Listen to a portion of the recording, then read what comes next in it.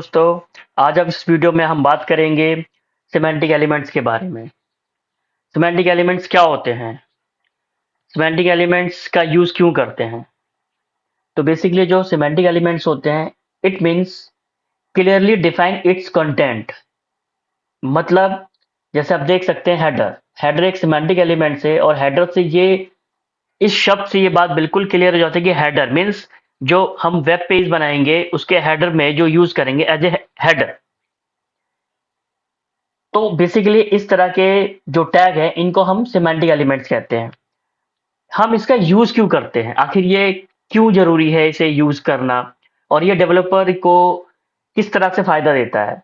तो बेसिकली जो semantic tag होते हैं ये बेसिकली रीडेबल है।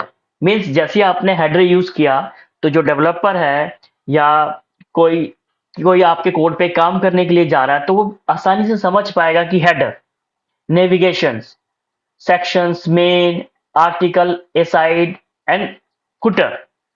तो कोई भी डेवलपर इसको आसानी से समझ सकता है, अच्छा ये फुटर टैग है, ठीक है फुटर टैग यहाँ है, फुटर का डेटा यहाँ है। सेकंड, ये एसईओ फ्रेंडली होता है। जब पेज रेंडर करता है, जब कोई पेज एचटीएमएल ब्राउजर पे रेंडर करता है तो जो ये टैग है ये बहुत ही एसईओ फ्रेंडली हो जाते हैं। मीन्स जब एसईओ सर्च इंजन काम करता है तो वो आसानी से समझ पाता है कि जो वेब पेज है उसका हेडर कहाँ है, उसका नेविगेशन कहाँ है, उसका सेक्शन कहाँ है। तो बेसिकली इसको यूज करते हैं। अब एक एक करके हम इनके बारे में जानते हैं।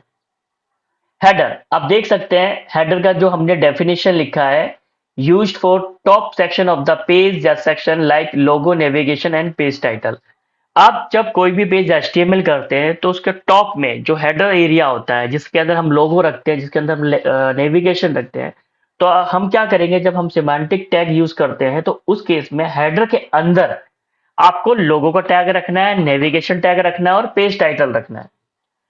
जैसे मैं आपको नीचे उदाहरण दिखाता हूँ, जैसे ये मैंने हेडर टैग यूज किया, इसके अंदर मैंने नेविगेशन यूज कर लिया है, यहाँ पे मैं लोगो यूज कर सकता हूँ।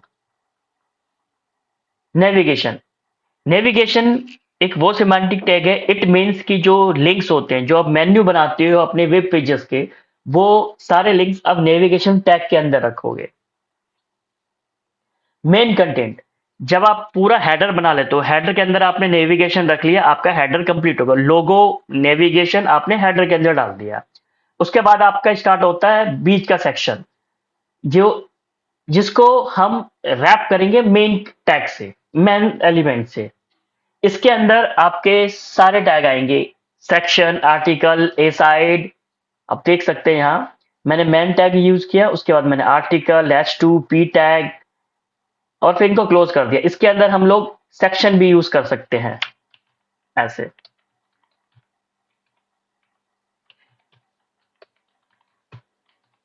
हम एसाइड भी यूज कर सकते हैं।